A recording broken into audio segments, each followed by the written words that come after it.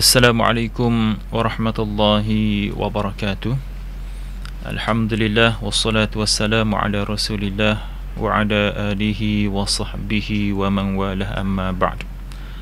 Qala rabbi shrah li sadri wa yassir li amri wahlul 'uqdatam min lisani yafqahu qawli yafqahu qawli.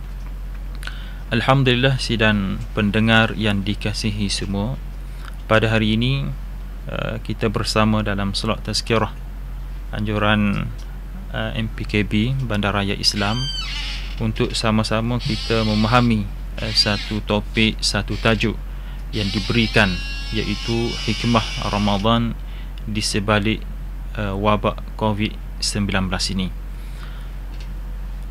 Untuk membicarakan perkara ini, saya ingin mulakan dengan satu firman Allah Subhanahu wa taala, A'udzubillahi minasyaitonir rajim. Wa ma asabakum min musibatin fabima kasabat aydikum wa ya'fu 'an katsir. Shadaqallahul azim. Allah Taala memberitahu kepada kita. Allah Taala merakamkan di dalam Al-Quran berkaitan dengan apa yang disebut wa ma asabakum min musibatin, dan apa-apa yang menimpa kamu dari sesuatu bencana ataupun musibah yang berlaku kepada kamu. Min musibatin ini iaitu fabima kasabat aydikum, ia merupakan satu disebabkan perbuatan yang dilakukan oleh tangan-tangan kamu sendiri. Dan Allah Ta'ala sebut wa ya'fu 'an katsir, dan dalam pada itu Allah memaafkan banyak daripada kesalahan-kesalahan itu. Muslimin dan muslimat, hadirin dan hadirat yang dikasihi oleh Allah Subhanahu wa Ta'ala semua, Allah Ta'ala mengingatkan kepada kita perkara ini supaya diberi satu perhatian yang khusus sempena yang kita berada hari ini dalam situasi seluruh umat manusia diserang dengan wabak COVID-19 ini. Untuk memahami perkara ini dengan lebih lanjut, kita perhatikan satu ketika Sayyidina Ali karramallahu wajhah memberitahu kepada sahabat-sahabat dia, mahukah kalian aku bagi tahu ayat yang sangat utama di dalam Al-Quran sebagaimana yang Nabi SAW sampaikan kepada kami. Lalu Nabi SAW membaca sepotong ayat Al-Quran, wa ma asabakum min musibatin fabima kasabat aydikum wa ya'fu 'an katsir. Lalu apa yang diceritakan oleh Sayyidina Ali ini, Nabi telah membaca sepotong ayat Al-Quran yang bermaksud yang kita terjemah sebentar tadi. Lalu Nabi kata, wahai Ali, aku ingin menjelaskan ayat ini kepadamu. Apa dia tuan-tuan? Iaitu satu musibah apa sekalipun yang menimpa kamu, baik berbentuk penyakit ataupun berbentuk siksaan ataupun berbentuk bencana di dunia ini, disebabkan kerana perbuatan tangan-tangan manusia. Tuan-tuan sidang penonton yang dikasihi oleh Allah Subhanahu wa Ta'ala, di sini kita melihat bahawa apa jua yang berlaku di atas muka bumi ini, musibah yang berlaku di atas muka bumi ini, ada hubung kait dengan kelakuan manusia, tangan-tangan manusia ini. Dan oleh itu Allah Ta'ala telah memperingatkan kepada kita supaya manusia dapat menjaga dan supaya ia tidak menjadi satu kerosakan di atas muka bumi ini. Tuan-tuan dan puan-puan sidang penonton yang dikasihi oleh Allah Subhanahu wa Ta'ala semua, apa yang kita nak kaitkan dengan Ramadan, Ramadan hari ini, yang kita lihat kita sudah memasuki fasa yang terakhir. Hari ini pejan jelek kita sudah melalui 27 Ramadan. Ya, hari ini sudah 27 Ramadan. Semalamnya malam yang ke-27. Dan kita lihat bagaimana COVID-19 ini ataupun disebut sebagai coronavirus ini, ya, suatu ketika telah digemparkan seluruh dunia, yang kita tahu bahawa coronavirus ini, wabak ini mula dikesan di pertengahan Disember pada tahun 2019, iaitu di Bandaraya Wuhan. Dan kita lihat bahawa sehingga ke 18 April, ya, lebih daripada 2.3 juta manusia yang dijangkiti dengan COVID-19 ini. Ya, sekurang-kurangnya yang melibatkan berapa? 180 buah negara. Ini merupakan satu musibah, satu bala yang menimpa umat manusia hari ini. Dan di sinilah kita melihat bahawa Allah Ta'ala menguji umat manusia, khususnya orang beriman, khususnya orang Islam, sebagai seorang Muslim, bagaimana kita menghadapi dengan pandemik ini ataupun situasi yang runcing ini. Dan kita melihat bahawa kejadian-kejadian sebegini ada yang menyatakan bahawa punca berlaku, ya, ataupun sumber wabak ini ataupun virus ini, ada yang menyatakan bahawa mungkin dia berpunca daripada kelawar. Ada yang menyatakan mungkin daripada binatang yang spesiesnya disebut sebagai tenggiling dan sebagainya. Dan kalau kita lihat sendiri di Wuhan, ya, kita lihat layari laman web, Facebook dan sebagainya, di sana bagaimana pasar-pasar awam mereka, ya, menjual binatang-binatang, ya, yang kalau bagi kita orang Islam ini adalah dilarang sama sekali, ya, makan kelawar haram, tenggiling tak boleh, dah babi, macam-macam binatang. Tapi apa yang kita nak sebut bahawa semua penyakit ini, musibah yang berlaku ini adalah dengan izin Allah. Ya, tuan-tuan muslimin sidang penonton yang dikasihi oleh Allah Subhanahu wa taala. Ini merupakan Allah Ta'ala uji umat manusia. Allah Ta'ala uji umat manusia, dan hari ini kita sedang diuji, ya. Yang kita sebut sebentar tadi, punca penyakit ada yang menyatakan berpunca daripada binatang.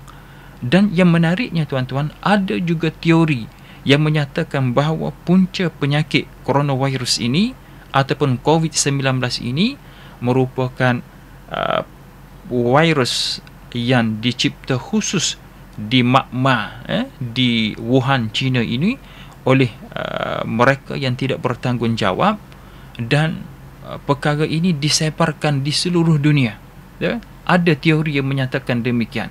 Pasal mereka berhujah, kalaulah virus tadi, wabak tadi berbentuk semula jadi, ia akan tidak hidup di negara yang suhu ataupun cuaca yang berbeza, ya. Virus ini lahir di suhu kepanasan berapa darjah.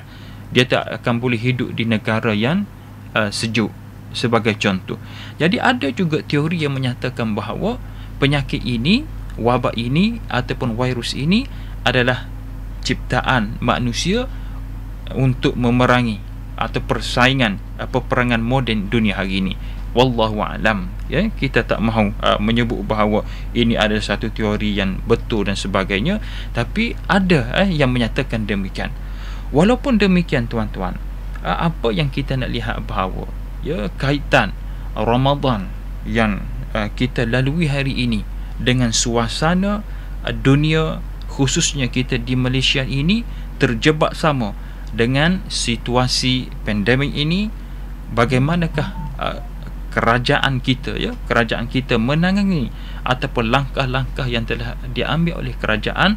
Dan alhamdulillah kita sebagai rakyat Malaysia, kita berpuas hati, ya, dengan tindakan kerajaan melakukan pencegahan fasa yang kedua, iaitu pembendungan, kawalan, dan akhirnya terlaksananya PKP ini ataupun disebut perintah kawalan pergerakan.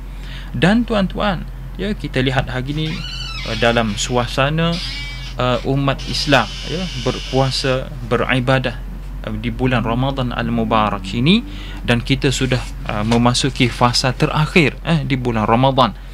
Apa yang kita nak pelajari daripada pelaksanaan oleh kerajaan kita, iaitu Perintah Kawalan Pergerakan ini, maka di sana kita melihat bahawa ketegasan kerajaan untuk menangani, untuk mengatasi permasalahan yang kita sebut sebagai panik ini, ya, ada segelintir daripada rakyat kita, segelintir daripada masyarakat ataupun netizen yang berada di luar sana, mereka cuba mewujudkan satu suasana yang tidak stabil, satu suasana yang tidak ketentuan dengan penyebaran-penyebaran berita-berita yang tidak benar.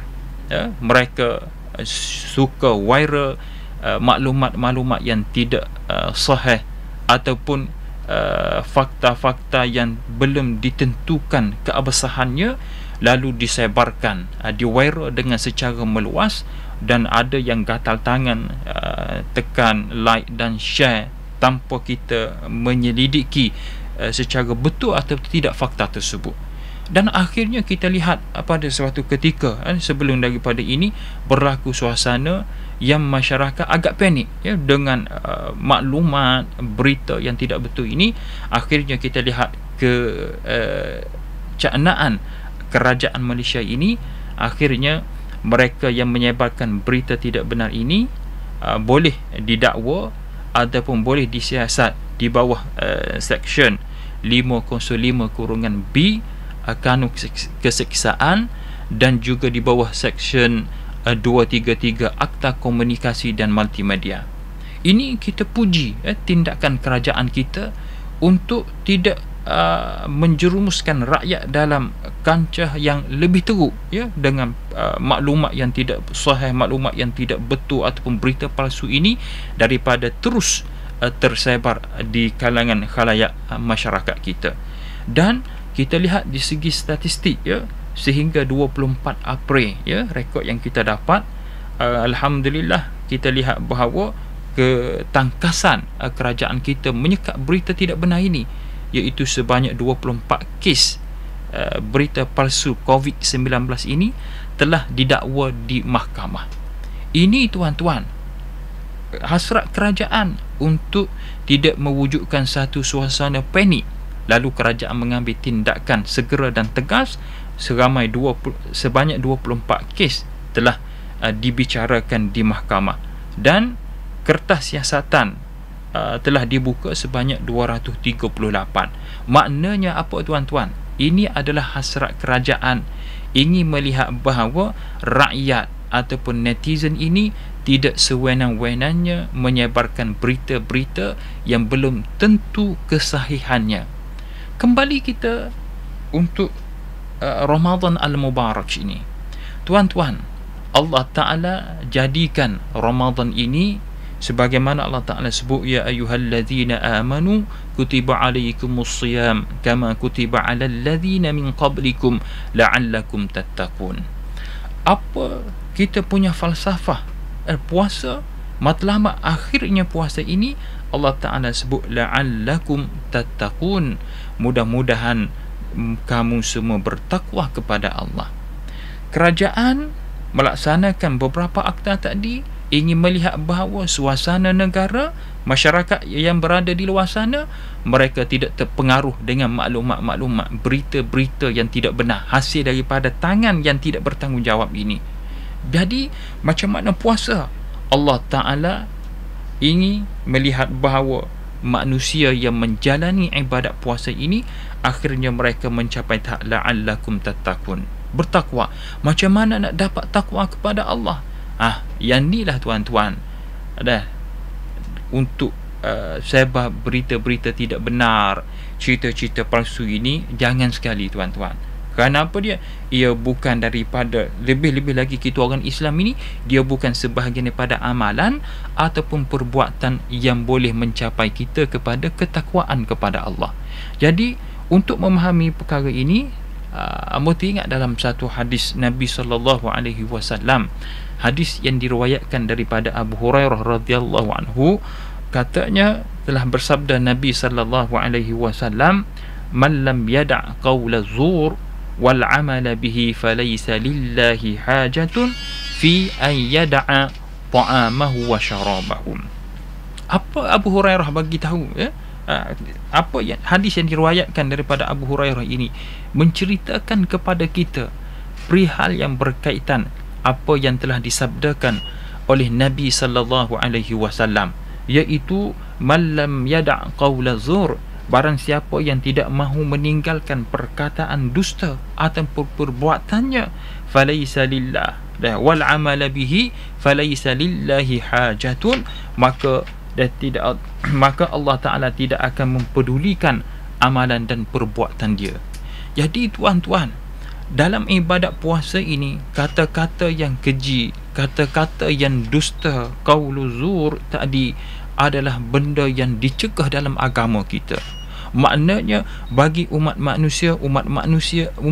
Islam yang berpuasa ingin mencapai tahap ketakwaan kepada Allah, jangan sekali-kali kita berbicara, bercakap, bertutur sama ada dengan mulut ataupun dengan tangan kita perkara-perkara yang keji. Lebih-lebih lagi tuan-tuan, sekiranya kita terjerumus, kita terpalit dengan penyebaran maklumat-maklumat ataupun bentuk-bentuk perkara yang boleh membawa fitnah. Kalaulah kata-kata yang dusta, kata-kata keji itu dilarang, lebih-lebih lagi tuan-tuan perkara yang berkaitan dengan fitnah. Fitnah ini tuan-tuan adalah benda besar, ya, benda merupakan dosa besar yang kita diminta untuk menjauhinya. Kita lihat ramai, ya, kita tengok hari ini dalam media massa hari ini, dalam Facebook, Twitter dan sebagainya, ramai di kalangan masyarakat kita yang suka sangat menimbulkan perkara-perkara yang boleh menyebabkan berlakunya salah faham, fitnah dan sebagainya.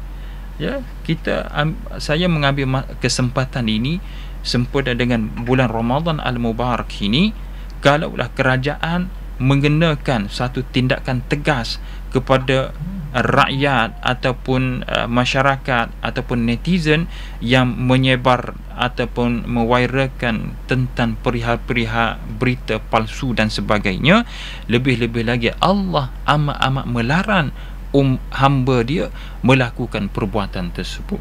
Jadi tuan-tuan, fitnah ini bukan benda yang kecil, ya. Fitnah ini adalah satu benda yang besar, benda yang besar dan dilarang oleh agama dan tidak dibenarkan oleh agama.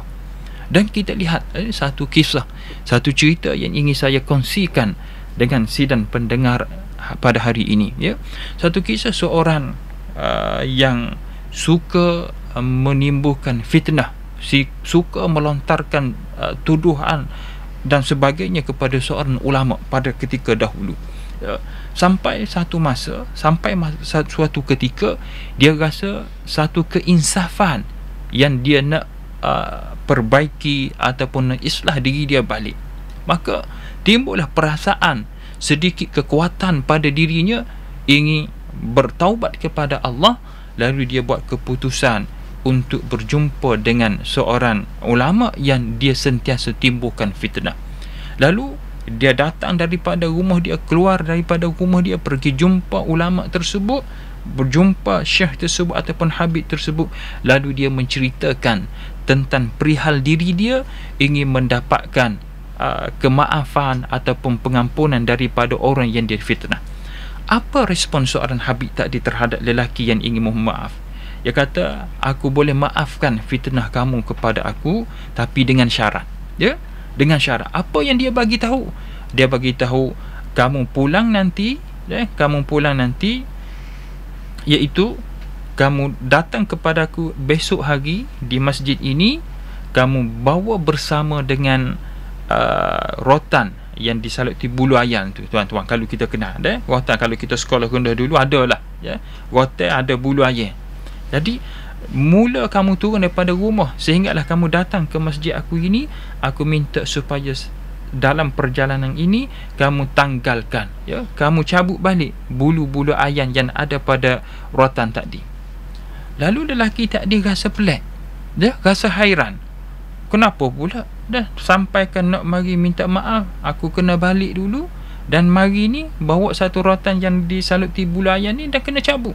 Lalu tanpa bicara panjang, kerana semangat dia untuk dapatkan kemaafan daripada Habib tersebut, lalu dia buat apa saja yang disuruh. Apabila tiba saja ke masjid tersebut, jumpa dengan ulama yang dia fitnah tadi, lalu dia bagi tahu, wahai Habib, aku telah lakukan apa yang kamu pinta, iaitu aku telah menanggalkan bulu-bulu ayam sepanjang perjalanan sehinggalah aku tiba di sini. Tuan-tuan, apa respon seorang Habib tadi? Habib tadi bagi tahu, wahai pemuda, wahai lelaki, aku minta kepada kamu sekali lagi, kamu pulang ke rumah. Ya, kamu pulang ke rumah. Ya, kamu pulang ke rumah, dan ku minta apabila kamu dalam perjalanan pulang, kamu pungut, kamu kutip balik bulu-bulu ayam yang kamu tanggalkan sepanjang perjalanan. Lagi lelaki ini makin hairan, makin pelik. Tadi suruh buang, ni suruh kutip pula. Lalu tanpa bicara panjang, kerana ingin dapat kemaafan daripada Habib tersebut, lalu dia buat saja. Sampailah dia di rumah, dan alhamdulillah keesokan harinya dia pergi balik jumpa Habib tadi. Wahai Habib, aku datang kepada kamu, aku selesai, aku sudah buat semua perkara yang kamu dah minta kepada aku. Aku datang kepada kamu ini ingin mendapatkan keampunan, kemaafan daripada kau. Apa respon Habib tadi, tuan-tuan? Habib tadi bagi tahu kepada lelaki, mana yang aku suruh pungut bulu-bulu ayam. Lalu lelaki tadi bagi kepada Habib tadi hanya beberapa helai bulu ayam sahaja. Dia kata, wahai Habib, aku minta maaf, aku tidak dapat pungut kesemuanya bulu-bulu yang aku tanggalkan semasa perjalanan aku datang ke sini. Lalu Habib bagi tahu, wahai lelaki, wahai fulan, ketahuilah oleh kamu, fitnah yang kamu lemparkan, fitnah yang kamu wairalkan, fitnah yang kamu sharekan, fitnah yang kamu timbulkan itu bagaikan bulu-bulu ayam yang kamu tanggalkan di tengah perjalanan kamu datang. Dan bulu ayam tadi, dia akan berterbangan mengikut angin yang bertiup. Dan begitulah fitnah yang kamu telah lemparkan kepada aku sudah meresap, sudah didengari di seluruh telinga-telinga masyarakat kota ini. Lagu macam mana kamu nak tarik balik fitnah tadi, kamu tak akan mampu, kecuali hanya beberapa kerat sahaja yang kamu boleh selesaikan. Jadi tuan-tuan, itulah nak bagi tahu kepada kita bahayanya fitnah hari ini, bahayanya dosa jariah fitnah ini, yang boleh menyebabkan satu suasana yang panik, satu persepsi yang buruk, yang boleh menyebabkan jatuh maruah seseorang disebabkan angkara lidah kita yang tidak bertulang ini ataupun jari jemari kita yang tidak ada kawalan ini.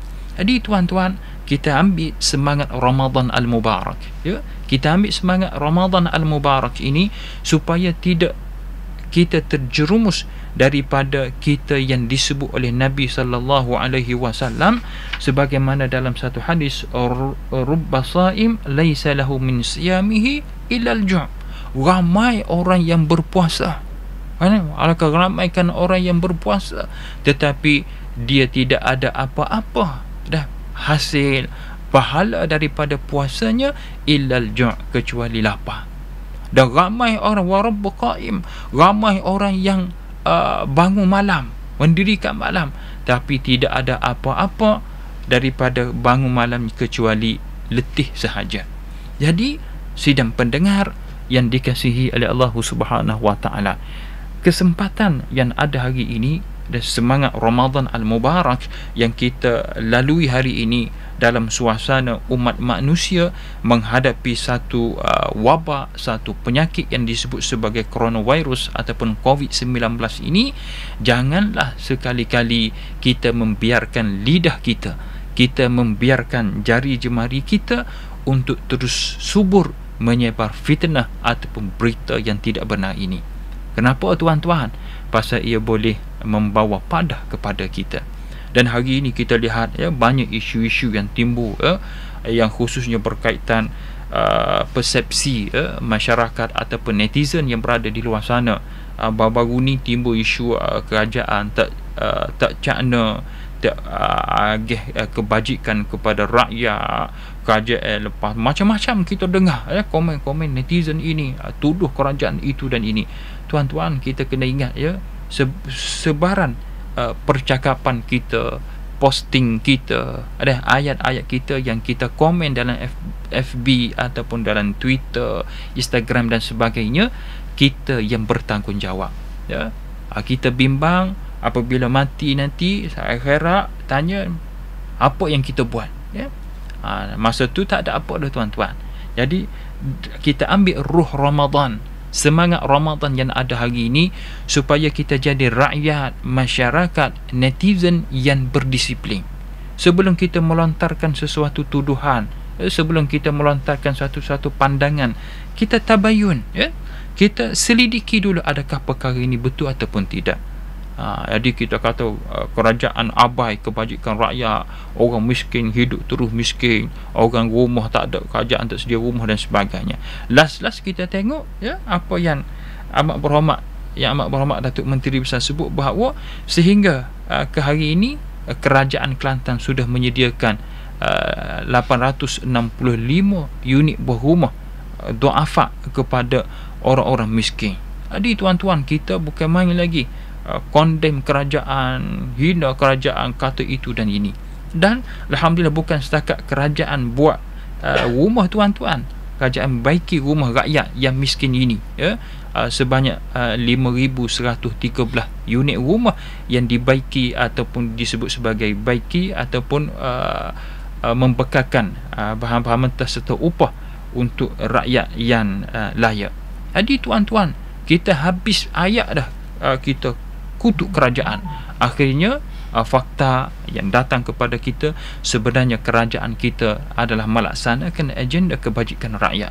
Dan begitu juga isu-isu yang kita cuba viral balik, benda-benda yang lama, benda-benda yang lapuk, untuk menimbulkan satu persepsi, satu gambaran yang buruk terhadap seseorang.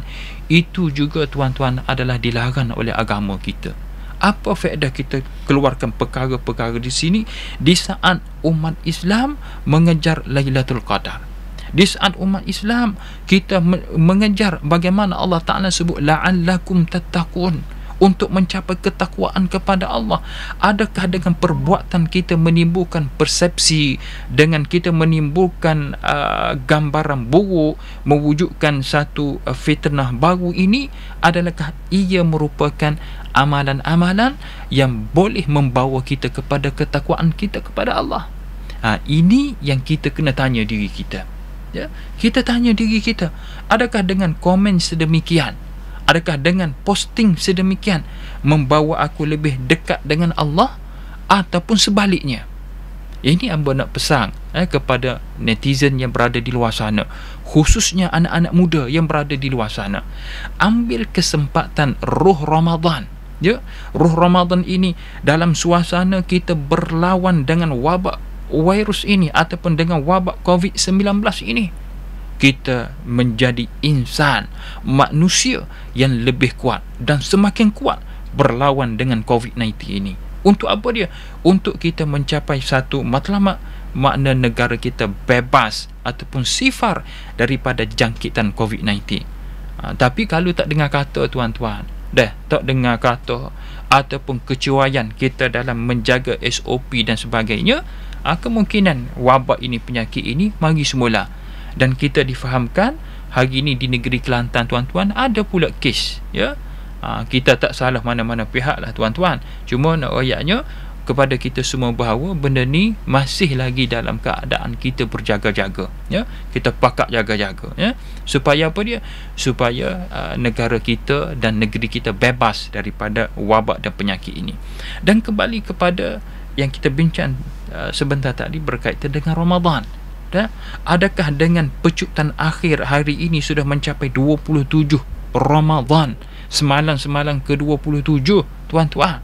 Kita sedang mencari Lailatul Qadar, beribadat supaya bertepatan dengan Lailatul Qadar. Ini tuan-tuan, kita nak mencapai sebelum habis 30 Ramadan ini, supaya kita mendapat tarbiyah Ramadan ini, kita menjadi hamba Allah Ta'ala yang bertakwa. Jadi kita nak bezakan kehidupan kita, ya, daripada sebelum datang Ramadan, datangnya Ramadan, dan selepas perginya Ramadan. Kita kena ingat, Ramadan pergi dan kembali, itu Ramadan. Tetapi Tuhan kepada Ramadan itu ada. Siapa tuan-tuan? Allah. Jadi dalam menghadapi masalah ini tuan-tuan, kita lihat hikmah Ramadan di bulan Ramadan ini, hikmah Ramadan semasa pelaksanaan perintah kawalan pergerakan bersyarat ini tuan-tuan. Allah Ta'ala telah memberi satu amaran, ya, kepada manusia bahawa penyakit ini Allah yang datang, ya, Allah Ta'ala yang izinkan, menyebabkan dia tersebar di seluruh dunia. Dan hikmah dia tuan-tuan, kita lihat bahawa hari ini kita sebagai ketua keluarga, ya, sebagai seorang suami, ketua keluarga, ya, sebagai seorang ayah, ketua keluarga, kalaulah sebelum daripada ini kita dapat pergi solat tarawih di masjid, kita dapat solat berjemaah di masjid, dengan kuliah di masjid, namun hari ini tidak, ya, hari ini tidak. Kenapa? Pasal nak menyekat penularan wabak penyakit yang kita tak nampak ini.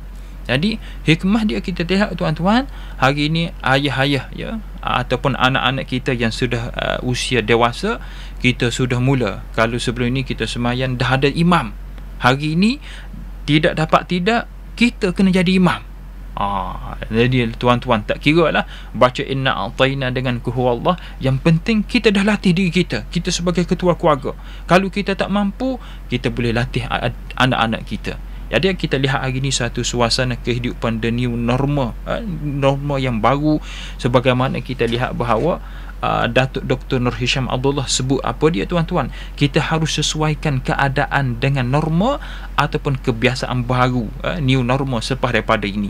Makna tuan-tuan, hari ini kita sudah meletakkan diri kita di posisi yang terbaik. Sebelum daripada ni kita tengok imam jadi tu imam, hari ini kita jadi tu imam. Jadi ini satu pendedahan yang baik.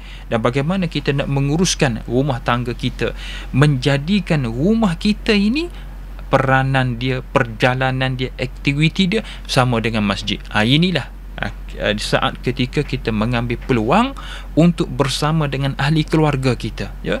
Kita ambil peluang ini untuk kita mewujudkan solat tarawih secara berjemaah di rumah. Dan walaupun begitu tuan-tuan, kita masih ada dapat maklumat, ya, ada yang suami ni tak pakai tak semaya tarawih. Pasal apa? Dia teringat surah-surah. Kita ada juga dapat maklumat, ya. Siapa semaya? Isteri dan anak-anak. Kemarin ada seorang hamba Allah Ta'ala datang ke pejabat, adalah minta sumbangan sikit. Amba tanya lebih kurang perjalanan ibadat, semayang, puasa dan sebagainya.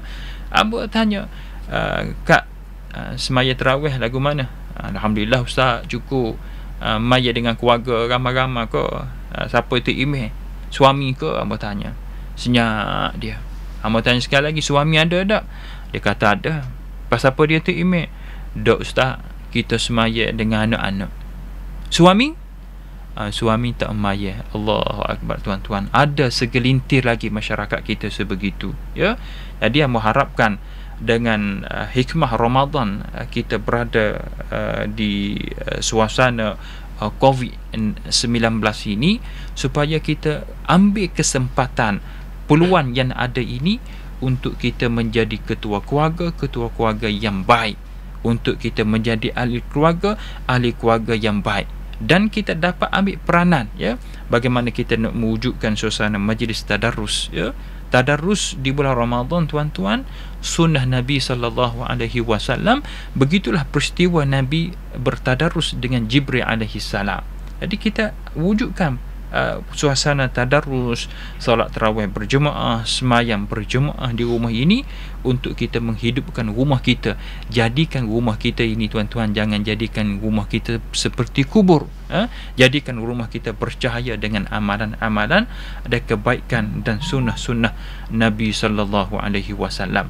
Tuan-tuan dan pendengar yang saya kasihi semua, sebagai akhirnya, sebagai kesimpulan yang saya ingin bagi tahu kepada kita semua bahawa ayat yang kita baca tadi, iaitu Allah Ta'ala sebut apa saja musibah, wa ma asabakum min musibatin, apa saja musibah yang menimpa kamu ataupun bencana yang menimpa kamu, itu ada kaitan fabima kasabat aydikum, ada hubung kait dengan tangan-tangan manusia yang melakukannya.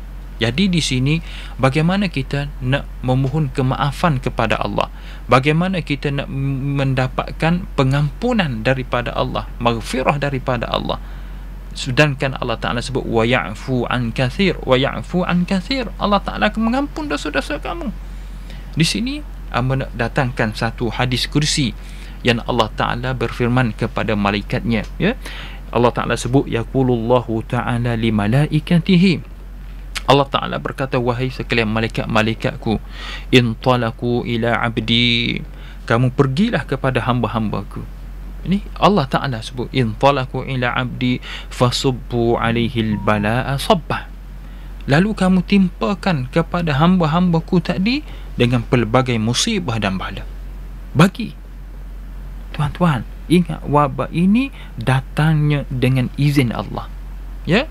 Jadi Allah Ta'ala sebut intalaku ila abdi fasubbu alaihi albala sabba, kamu pergi kepada hamba-Ku, kamu dapatkan mereka dan kamu timpakan kepada mereka macam-macam musibah. Apa Allah Ta'ala sebut? Fa inni uhibbu an asma'a sautah, aku suka mendengar suara rintihan daripada hamba-hamba-Ku. Tuan-tuan, Allah Ta'ala suka mendengar suara kita. Kesempatan Ramadan Al-Mubarak, di penghujung Ramadan, kita banyakkan doa kita kepada Allah. Antara doa yang kita kena banyak, iaitu tuan-tuan, Allahumma innaka afuun karimun tuhibbul afwa fa'fu anna. Kita minta dengan Allah. Doa ini, tuan-tuan, seboleh-bolehnya kita jangan tinggal setiap kali selepas solat. Allahumma innaka afuun karimun tuhibbul afwa fa'fu anna. Doa ini selalu kita minta dengan Allah akan keampunan, kemaafan daripada Allah. Pasal apa, tuan-tuan? Allah Ta'ala bagi tahu kepada kita, wa idza sa'alaka ibadi anni fa inni qarib, apabila hamba-Ku bertanya tentangku, Allah Ta'ala kata fa inni qarib, aku dekat dengan mereka. Jadi tuan-tuan, mari sama-sama kita ambil semangat ataupun roh Ramadan pada tahun 1441 ini untuk sama-sama kita islah diri kita dan bangkitkan semangat diri kita. Kalau zaman Nabi dahulu, bulan Ramadan, Nabi terpaksa berhadapan dengan peperangan seperti peperangan Badar, peperangan Al-Ahzab, Fathu Makkah dan sebagainya, umat Islam diberi kemenangan. Hari ini Allah Ta'ala uji kita. Kita ada juga peperangan, iaitu pertamanya peperangan kita melawan hawa nafsu kita. Syaitan dah tak ada, jin dah tak ada, tuan-tuan. Allah Ta'ala dah ikat. Hari ini peperangan yang kita lawan adalah hawa nafsu kita. Dan yang kedua, peperangan yang kita hadapi hari ini adalah wabak coronavirus ataupun COVID-19, yang kita harap supaya di akhirnya Ramadan ini, pecutan akhir Ramadan, kita dapat ketakwaan ataupun la'allakum tattaqun.